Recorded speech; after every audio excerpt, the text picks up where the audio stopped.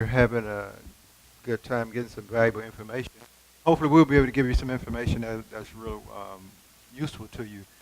I am Rashad Mujahid. I'm the staff assistant with the local Social Security office here in Tallahassee. And with me, I have our management support specialist, Ms. Angela Beckham, who will be doing the presentation. And what we're going to do is give you as much information as we possibly can about Social Security, field some of your questions. So I would, what you want to do the questions afterwards? That'll help us. If you'll give us a chance to do the questions afterwards, that'll give us a chance to get through the slides because there's a lot of material. And we don't want to miss your questions. So if you can jot them down, if you will. We have some literature on the back table. So please feel free to take as much of the literature as you possibly can. We don't need to take it back with us. If you have some friends that you can give it to, please do so. We want to encourage you to take advantage of our Social Security online services. Ms. Beckham will be mentioning them to you. Some of you might already have them. My Social Security account is an excellent tool to use, particularly if you're getting ready to retire. So with that, I'm not going to steal a lot of Ms. Beckham's thunder, but please get your questions ready, and we're going to turn the mic over to Ms. Beckham. Thank you so much.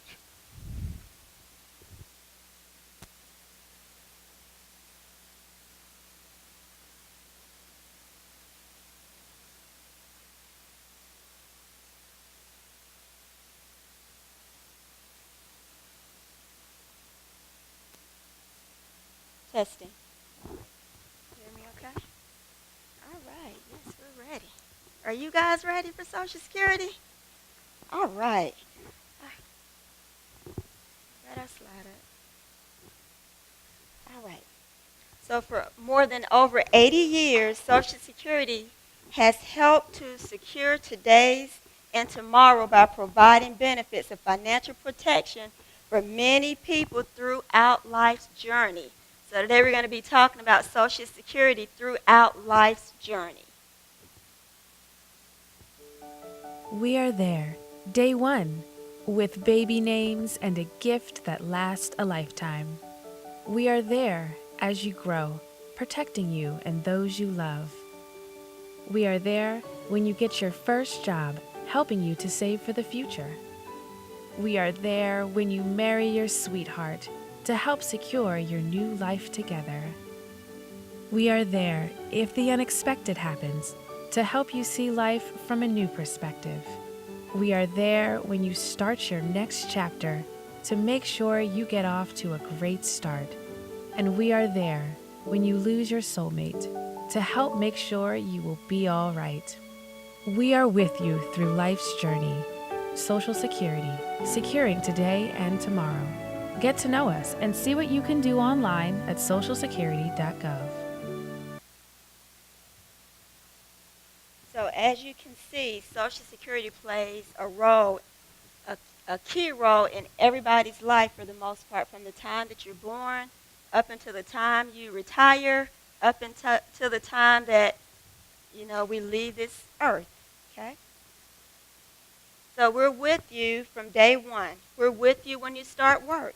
From your first job to your last, employers collect federal insurance contributions withholdings, also known as FICA, that help fund Social Security and Medicare.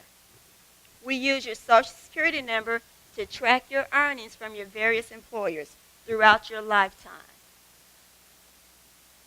We're there for you when you marry. Marriage is the start of a new chapter in your life. For some, a part of the new life may include a new name. So if you legally change your name due to marriage, divorce, or any other reason, you can get an updated Social Security card. So this is so key so that we can accurately capture your information. And we don't charge a fee to change your names or get updated Social Security cards. We're with you if the unexpected happens. Disability could happen at any moment in our lives.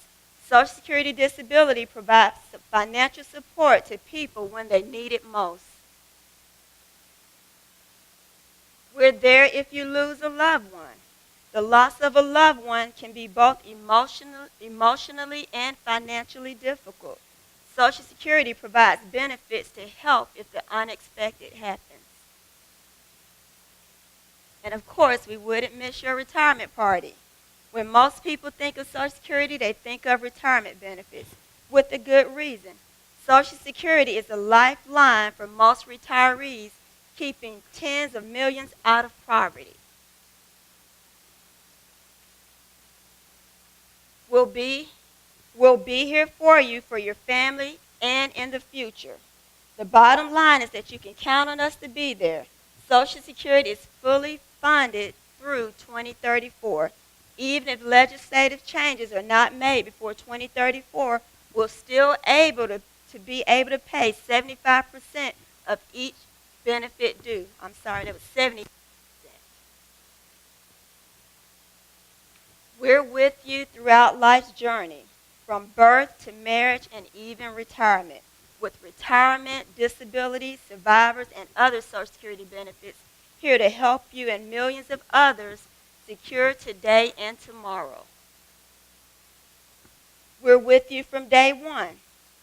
When you get your first Social Security card or when you first come to the United States, we have what we call enumeration at birth. When babies are born in the hospital, we have a process to get them a new Social Security card. When people come to this country for the first time, we have a process where they can get new cards at that time as well. So we're there from day one from immigrants. And we're going to skip over this slide. We're going to get to the nitty-gritty of what you guys are here for. I'm pretty sure you all don't want to know about baby names, right? Okay, so we're here from day one for immigrants. And they have several ways that they can apply for Social Security cards, actually 2 ways. They can apply in their home country before they get here, or they can visit the local Social Security office. We're with you when you start work. Anytime you get a new job, your employer verifies your Social Security number with the Social Security Administration. Why? Because it helps us reduce fraud and improves the accuracy of each person's earnings record. Okay, we know what FICA is. They take it out of our check every time that we're paid. These are the monies that are used to pay these various Social Security funds. The money you pay in taxes is not held in a personal account for you to use when you get benefits. We use your taxes to pay people who are getting benefits right now. Any unused money goes to the Social Security Trust Fund. About 173 million workers were paid Social Security taxes in 2017. About 94% of all workers are covered under Social Security.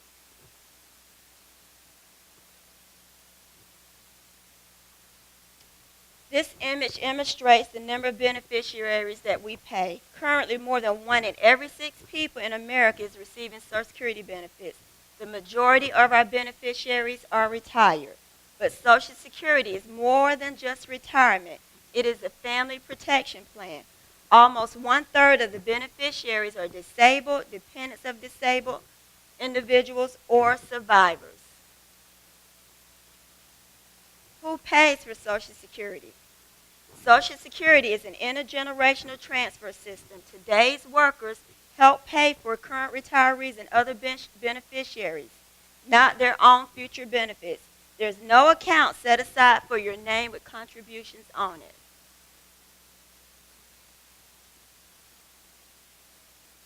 And this is a little information about saving for your future. You can go to this website here and it'll give you a little information, or call that number listed on the screen. We're there for your wedding. For some, marriage means a new name. If you legally change your name due to marriage, divorce, or any other reason, make sure that getting an updated Social Security card is at the top of your to-do list. That way, we can continually, accurately keep track of your earnings, so when it's time for you to get benefits, there won't be any discrepancies.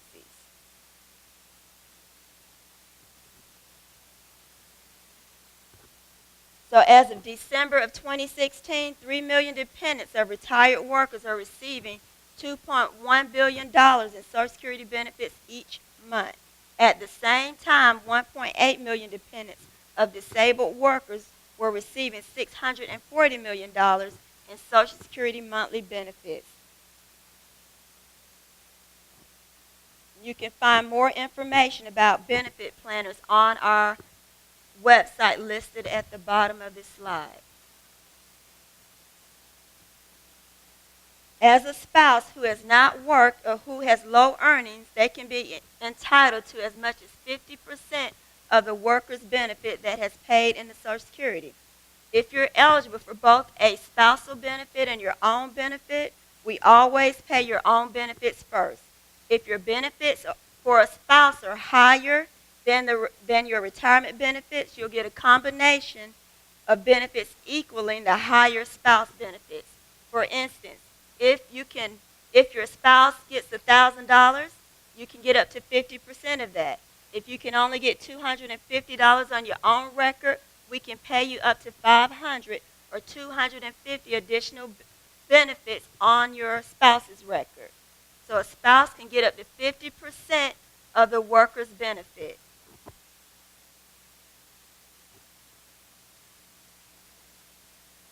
Okay, this next slide is an example. So it gives an example of how much a $1,000 retirement benefit and a $500 retirement benefit would be reduced if someone took the benefit at age 62. So the earliest that you can receive a retirement benefit or a spousal benefit is age 62. If you elect to get a benefit before your full retirement age, which is in that second column where it talks about what your full retirement age, it depends on when you were born. If you elect to get that benefit before full retirement age, it's going to be reduced. Once it's reduced, it's going to always be reduced. So a spouse can get up to 50%. If you get it at 62, you will not get the full 50%. If you elect to get your own benefit at 62, it's going to be reduced. You always get your full benefit at full retirement age. We also have benefits for divorced spouses. So if you are divorced and your marriage lasted 10 years or longer, you can receive benefits on your ex-spouse's record, even if he or she has remarried. So if you're unmarried, you're age 62 or older, your ex-spouse is entitled to Social Security, retirement, or disability benefits. The benefits you are entitled to receive is based on your own work is less than the benefit that you received on your ex-spouse's record. So your own benefit has to be less than 50% for you to draw on an ex-spouse's record.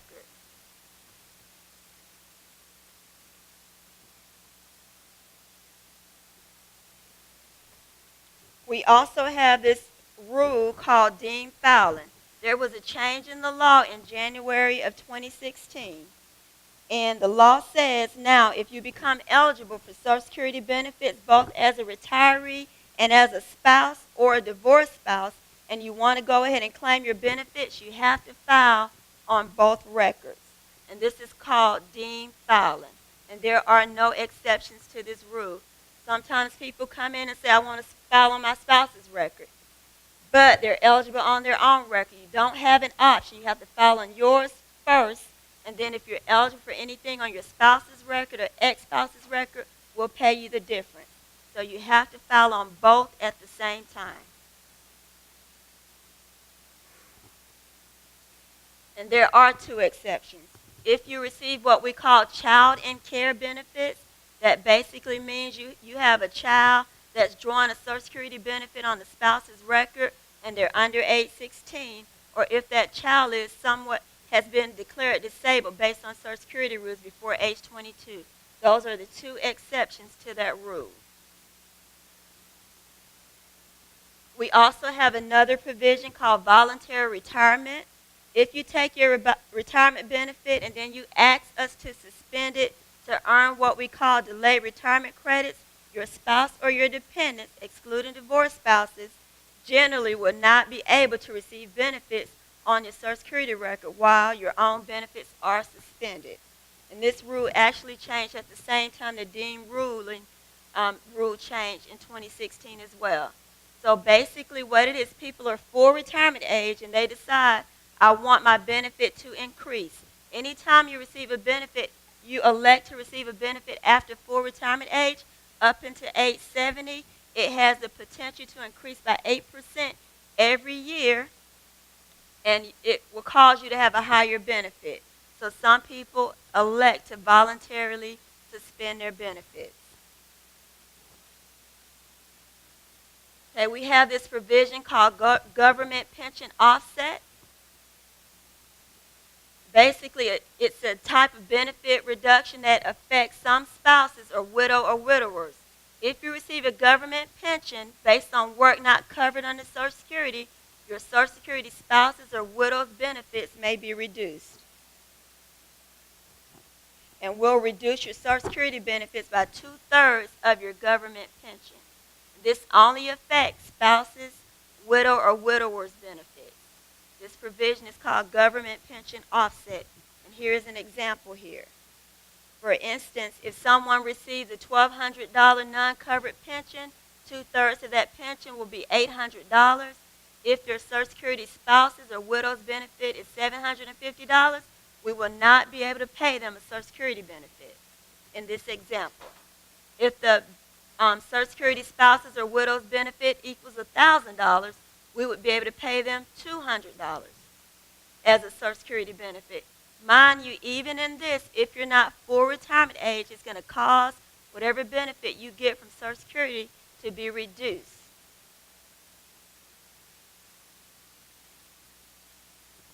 Okay, we're here if the unexpected happens. Disability means something different for each of us.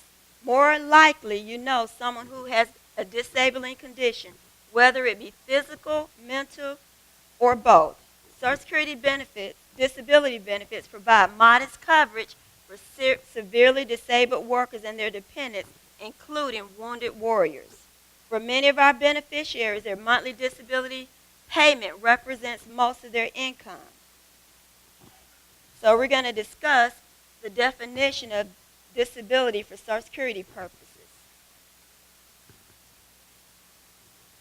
So as of December 2016, Social Security paid an average monthly disability payment of $1,171.15. And that's barely enough to keep a beneficiary above the poverty level of $12,060 annually. 56 million Americans, or 1 in 5 people in this country, live with disabilities. 48 million disabled Americans, or 1 in 10 people here, live with severe disabilities. So the Social Security disability definition is based on a medical condition and the fact that you are not expected to be able to work for at least 12 months or your condition is terminal. The work determination is based on your age, education, and work experience. The actual definition of disability makes clear the distinction between Social Security disability requirements compared to other disability benefit programs, such as veterans and workers' compensation. After becoming eligible for Social Security disability benefits, the law requires us to conduct what we call a medical review to ensure that beneficiaries are still disabled or qualify for the program. And this happens maybe 3 or 7 years, depending on what your disability is. And that's regular Social Security disability. We also have a different disability program. It's called Supplemental Security Income, or SSI. This program is based on your income and resources.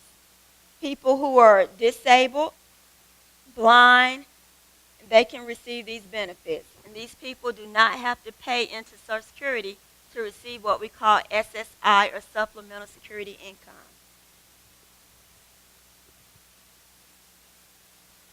Okay, this is a chart describing the difference between regular Social Security disability and SSI. The regular Social Security disability, which is SSDI, the payment comes from the Social Security Trust Fund, and it's based on a person's earnings. And you can see the chart here, but SSI is based on income and resources, and you do not have to pay in it and to qualify for it, but it's a public assistance program that's based on need, income, and resources.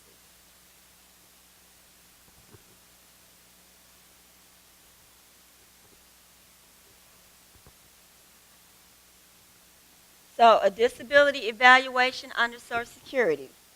It provides physicians and other health professionals with an understanding of disability programs administered by the Social Security Administration. And it also explains how each program works and provides information to help health professionals make sound and prompt determinations and decisions on disability claims. Basically, what happens at Social Security when you come in to apply, or if you do it online or the telephone, we look at your earnings record to see which disability program you would potentially qualify for. If you qualify for both, we'll take applications for both. But basically, after we take your applications and you meet the criteria to get the benefit, we send it over to a state agency that we use to make the disability determination, which is called disability determinations. And they, in turn, make the decision to determine if you're disabled based on Social Security rules. The process normally takes anywhere from 3 to 6 months to get a decision. We also have what we call compassionate allowances for people who are disabled and we need a quick decision. And we have certain conditions which qualify for a compassionate allowance. This information is also on our website as well. We have benefits for wounded warriors and veterans as well. And we have a process in which we can make quick decisions regarding their benefits as well. If you apply for disability and you disagree with the medical decision, we do have a means to appeal the decision. So you have the right to appeal the decision within 60 days of getting a decision.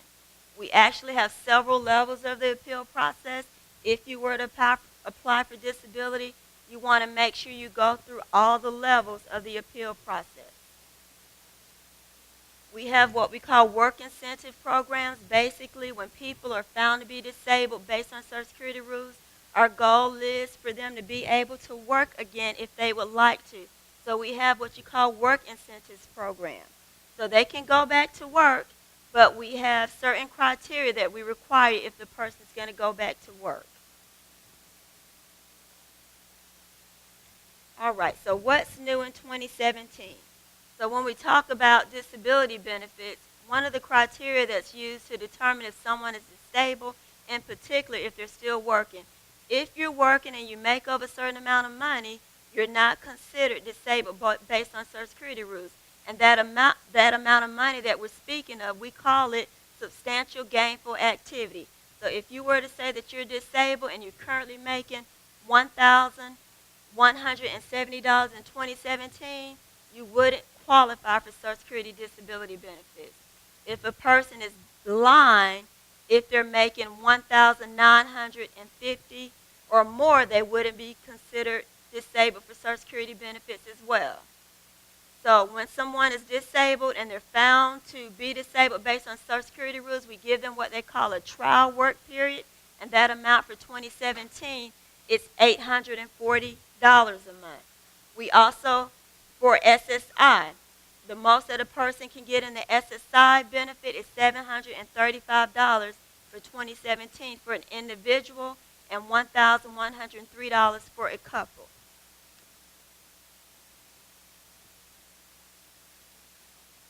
So the amount of earnings as well in 2017 for someone that's getting disability benefits, they can make up to $1,790. That's the maximum amount. Well, $1,790 can be excluded for the year. And then we have the rate for the Medicare as well, Part A. That's if you have not paid in and you're not insured. It's $413 a month. A reduced premium is $227 a month. The Part B of Medicare is $134 a month. If you're eligible for Medicare. We're there if you lose your soulmate. Life comes with many obstacles and challenges, and the loss of a loved one can be both emotionally and financially difficult. So Social Security provides a safety net to help if the unexpected happens. Let's talk about survivor benefits. Who can receive survivor benefits? A child can receive a survivor benefit if they're not married and if they're under age 18 and under age 19 if they're still in high school. A disabled adult child can receive survivor benefits as well if they're beyond age 18, not married, and became disabled before age 22. A widow or widower can receive full benefits at full retirement age or reduced benefits at age 60 or 50 if they're disabled, or at any age if they have a child in care under age 16 or disabled. This is what we call survivor benefits. I know it's a lot of information, but you're going to have questions in the end. So if you were to pass away or when you pass away, your spouse can receive up to 100% of your full retirement benefit. That's if you did not elect a reduced benefit at 62 or before your full retirement age. So the earliest that someone can receive a benefit is age 60, and they normally get about 71.5% of the full benefit if they elect to get it at age 60. So a survivor claim can be taken at any age between 60 and full retirement age. If someone elects a survivor benefit at age 60, of course at age 62 they can switch to their own retirement benefit at 62 if it's higher. So you have the options to switch to that higher benefit if it's higher. So we also have what we call auxiliary benefits for children under age 18. And auxiliary benefits for children, they got to have a parent who's disabled or retired or entitled to Social Security benefits, or a parent who died after having worked long enough in a job where they paid Social Security taxes. The child must also be unmarried, younger than age 18, between 18 and 19 years of age, a full-time student, not graduated from high school, age 18 or older, or disabled before age 22.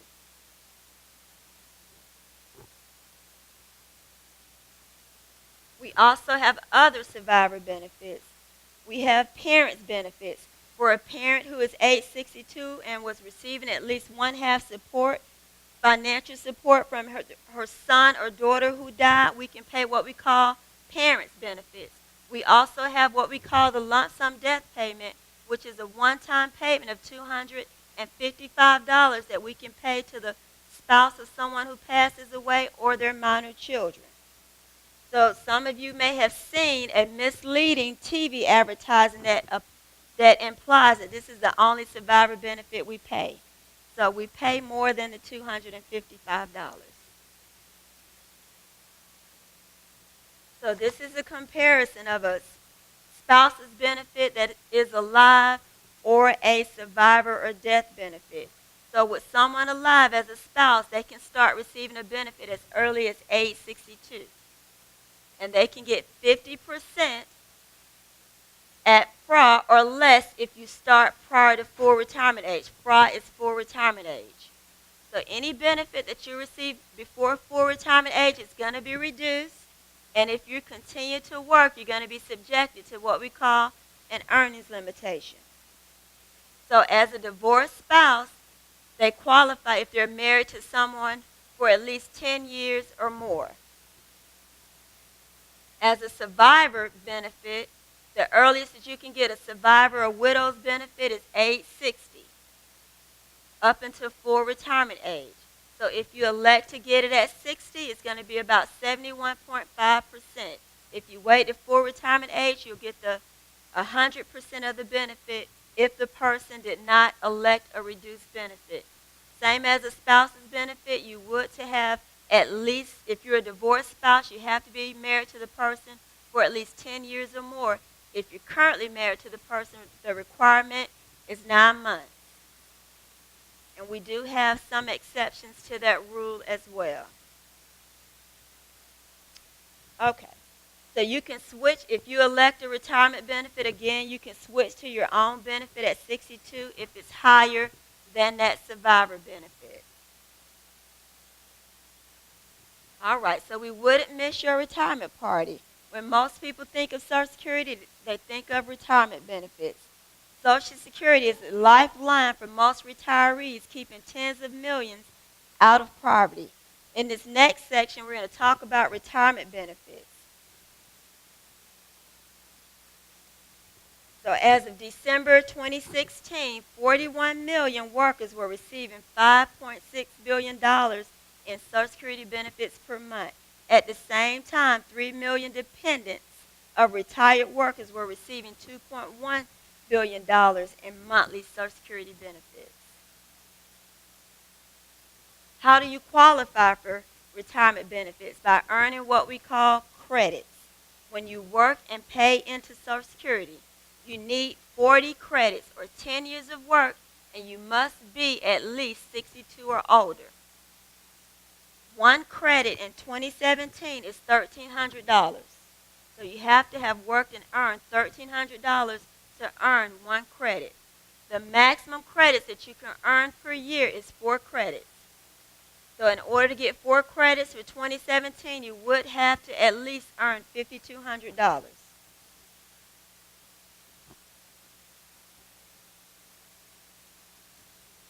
How does Social Security determine your benefit amount? Your benefit amount is based upon your 35 highest years of earnings.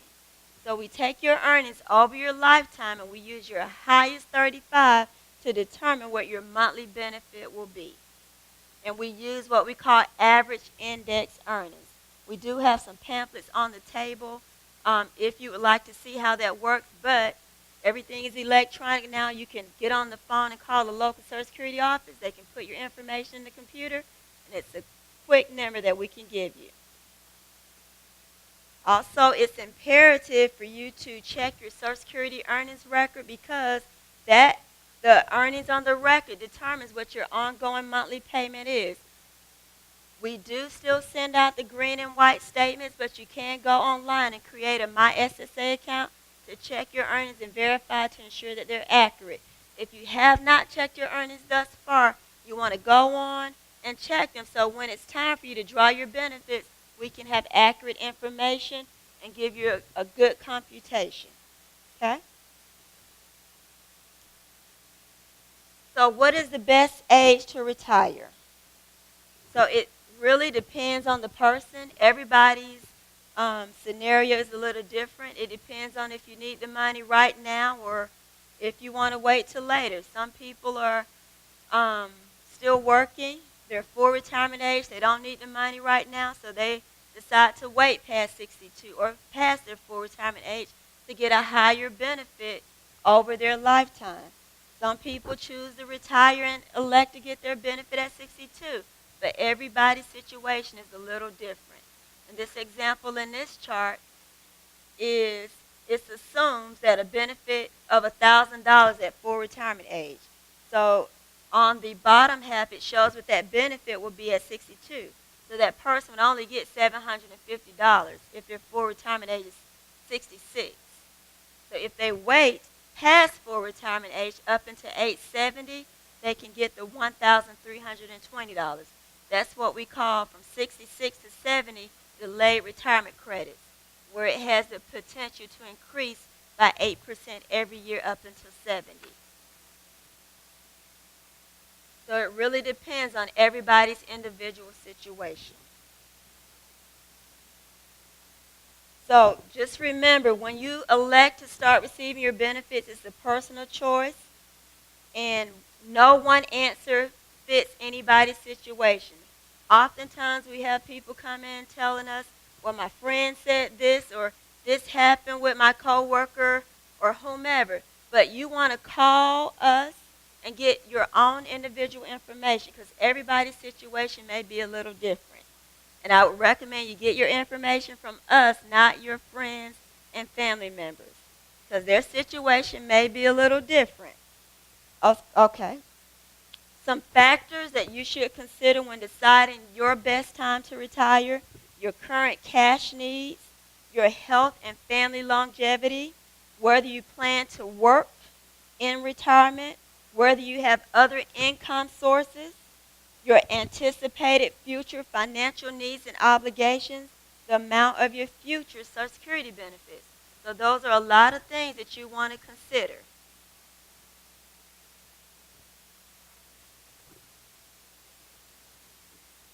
So just so that you are aware as well, Social Security was never meant to be your only source of income during retirement. Oftentimes we have people come in and complain about the amount that they're getting. So it was never intended to be your only source of income during retirement.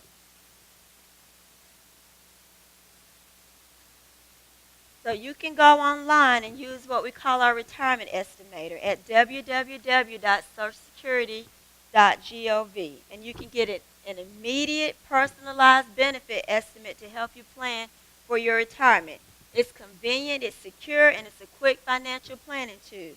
The retirement estimator is an interactive tool that allows you to create what we call what-if scenarios. You can, for example, change or stop your check dates or expected future earnings to create and compare different retirement options. Of course, you can go online and do this. We can also do this for you in the office if you would like to speak to someone in person. And mind you, if you go on and do the retirement estimator, it's not going to take into consideration if what we call the windfall elimination applies or the government pension offset. So you want to check with us to make sure we consider all those things when you get your estimate. Online on our website, we offer 11 different calculators to help you plan for your retirement. And you can just choose the one that best fits your need. And these are some examples of the different calculators we have on our website.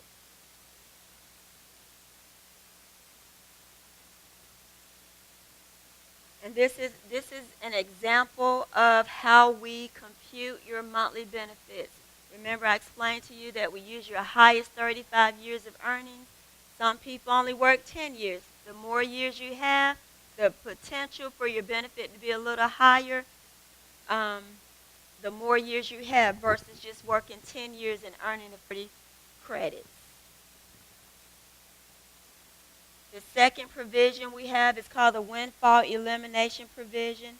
This is basically for people who receive what we call the retirement benefits, and they receive a pension based on work not covered by Social Security. We often have a lot of city employees that don't pay into Social Security. So at any point in time, they elect to draw Social Security, and that pension at the same time is going to be offset or reduced as a result of this provision called the windfall elimination provision.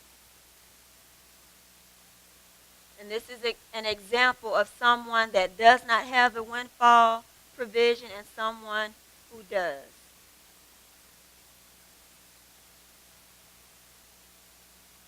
And again, we do have publications on the table if you would like to gather some publications.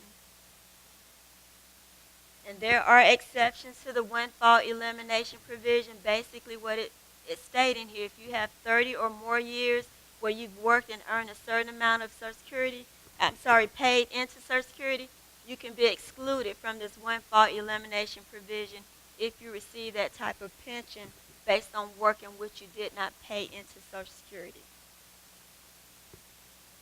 Some people decide to continue to work and draw their Social Security retirement benefits.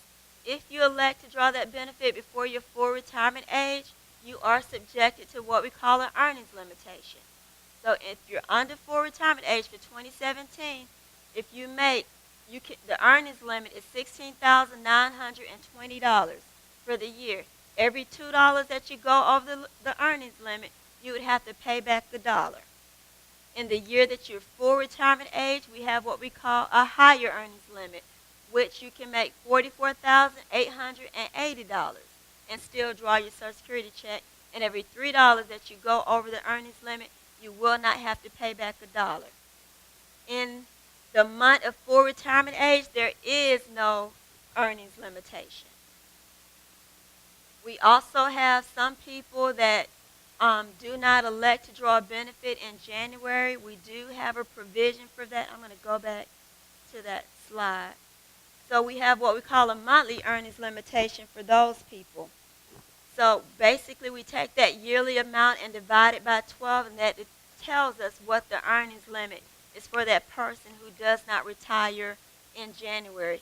Any monies you've made prior to electing a monthly check from us, we won't hold that against you concerning the earnings limitation. For instance, someone has made $13,000 up until this point in 2017, and they're eligible to get a benefit, let's say, next month. So we're not going to hold that $13,000 against them. We're going to look at their earnings from the time that they elect to get a monthly benefit until the end of the year in December. And we'll use what we call the monthly earnings test. When you elect to get a benefit and you continue to work, we ask that you estimate what you expect your earnings to be for the year, and we pay you based on your estimate. At any point in time your estimate changes, it's your responsibility to call us and say, no, this is what the estimate is going to be. And what happens at the end of the year, we get your actual earnings information from the IRS, and that tells us if we under or overpaid you. So it's important, if you're going to continue to work and draw a benefit, to give us a good estimate of what your earnings would be for the year. So oftentimes we have this question, if Social Security benefits are taxed. So if you file a federal tax return as an individual and your combined income is between $25,000 and $35,000, you may have to pay income tax on up to 50% of your benefits.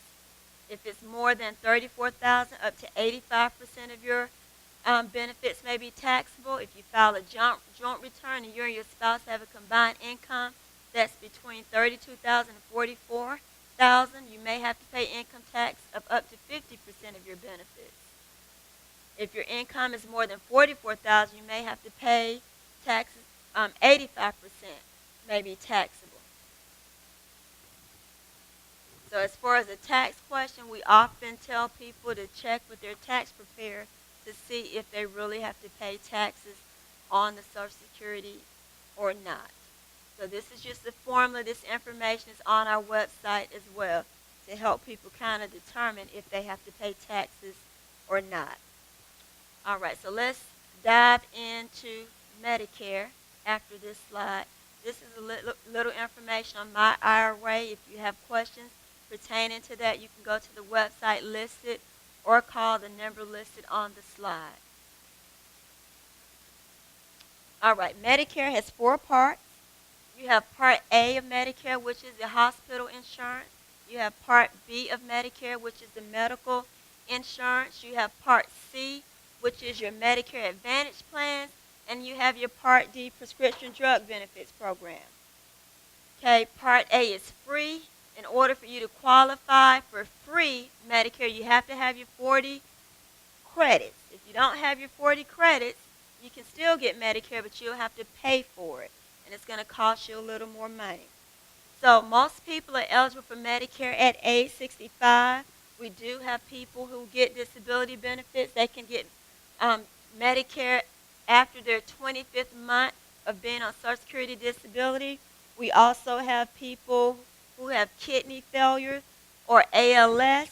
They can draw Medicare before age 65, but the normal time frame is age 65. So Part A and Part B, you sign up for these 2 programs through Social Security. Part A and B only covers 80%, so some people elect a Part C plan to cover the additional 20%. And then we have the Part D, which is a prescription drug benefit program. So A and B, you sign up for these 2 programs through Social Security. C and D, you have to choose a provider and let Medicare know what provider you've chosen for the C and D if you would like those plans or those parts of Medicare.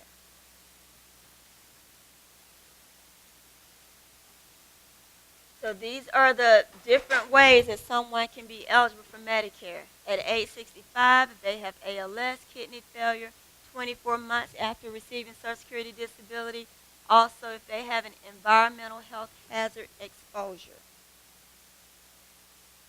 As far as applying for Medicare, everybody has what we call an initial enrollment period, which is 3 months before you turn 65 and 3 months after you turn 65 to sign up for the various parts of Medicare.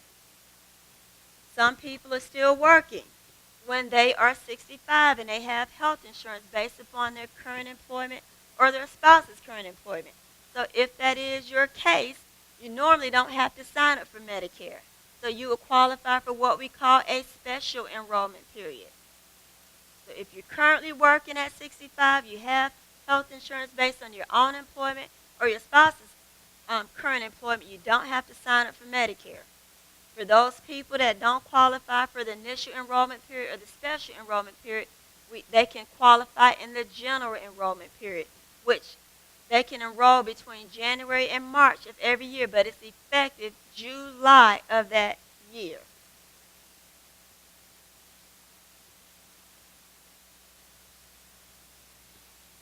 So this is a little information on the initial enrollment period.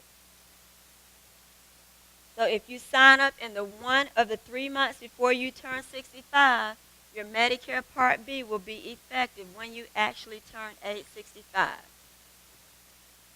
If you sign up in your initial enrollment period, the month after you reach age 65, it's going to be effective 2 months after the month of enrollment. If you sign up 2 or 3 months after you reach age 65, it's going to be effective 3 months after your enrollment period. And this is a scenario if you do not qualify for a special enrollment period. Again, if you qualify for a special enrollment period, you do not have to sign up for Medicare at all. Some people sign up because it's going to cause their premiums to be less. If that's not your scenario, you don't have to sign up for Medicare. It's not a requirement. So it really depends on everybody's own individual situation. You want to check with your health care provider at the time to see if it would potentially reduce your premiums. If it does, yes, you want to sign up for Medicare. But if you currently have health insurance based upon your own employment or your spouse's employment, you don't have to sign up for Medicare in your initial enrollment period.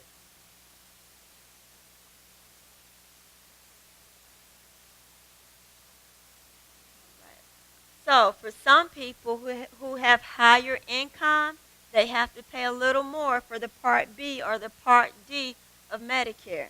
This is what we call IRMA or IRMA. So this is what they would have to pay if their income falls within a certain range. So if you're eligible for Part B in 2017, the base rate is $134. And it just depends on how you file your taxes and what your modified adjusted gross income is. That will determine if you have to pay additional monies for the Part B and D when you sign up for Medicare.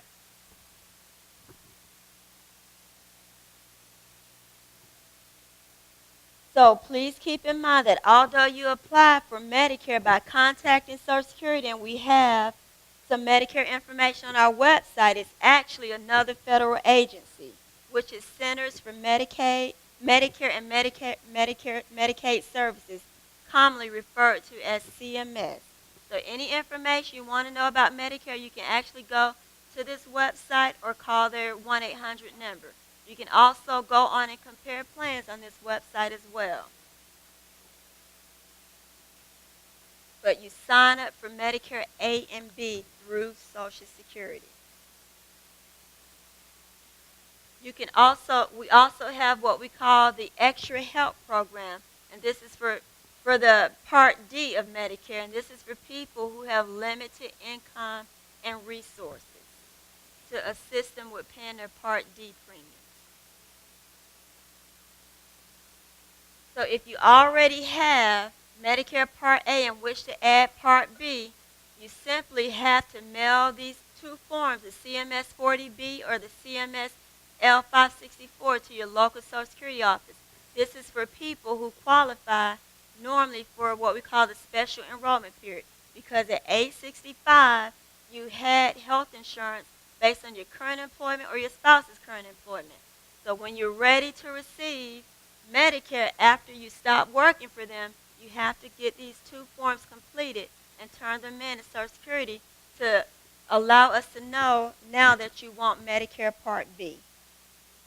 And again, Part A is free. So if you decide that you want Part A, it's free and it covers your hospital visits. But most people who have insurance based on their current employment, their spouse's current employment, they don't elect Part B because that's additional money that you're having to pay out of pocket unnecessarily.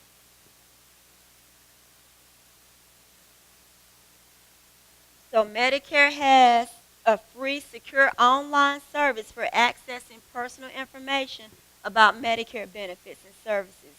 And it's available at mymedicare.gov. So after you sign in, you can fill out the initial enrollment questionnaire. You can view claims information, get quality information about providers and more on this website.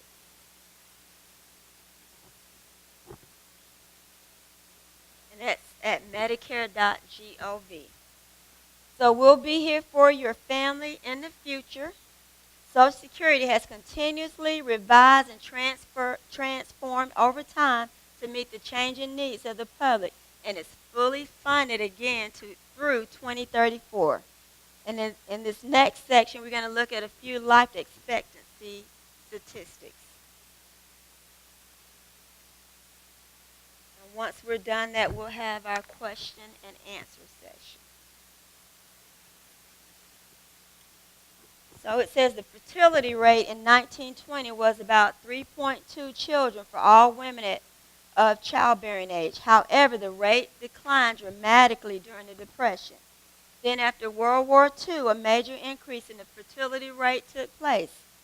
We know the people born during this time of increase as the baby boomer generation, but since 1960 there has been a major decline in the rate.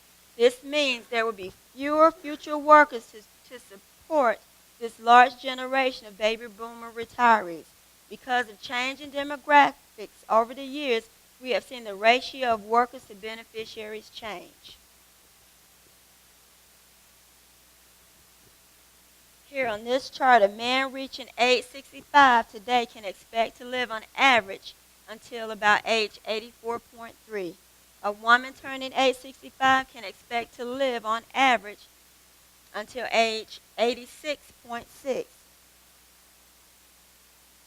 And these are just averages. About 1 in every 4 65-year-olds today will live past 90, and 1 out of 10 will live past 95.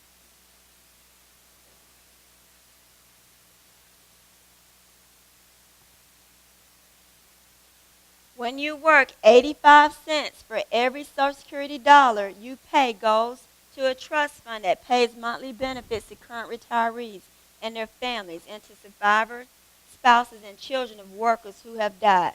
The other 15 cents goes to a trust fund that pays benefits to people with disabilities and their families. From these trust funds, Social Security also pays the cost of managing the Social Security programs. The Social Security Administration is one of the most efficient agencies in the federal government. For each dollar we receive, we spend less than 1 penny to manage the program.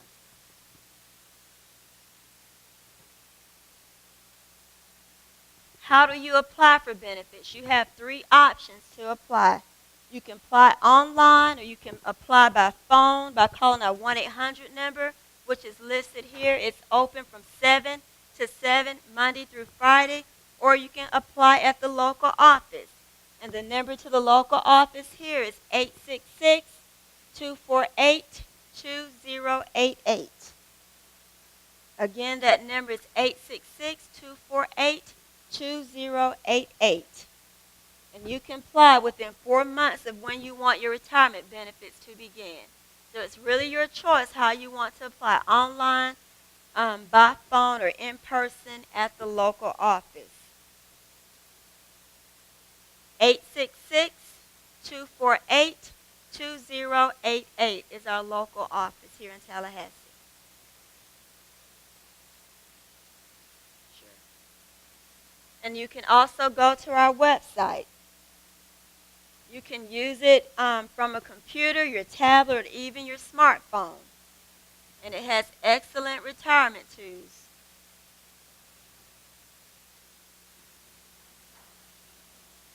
You would go to socialsecurity.gov, and you can create what we call a My Social Security account.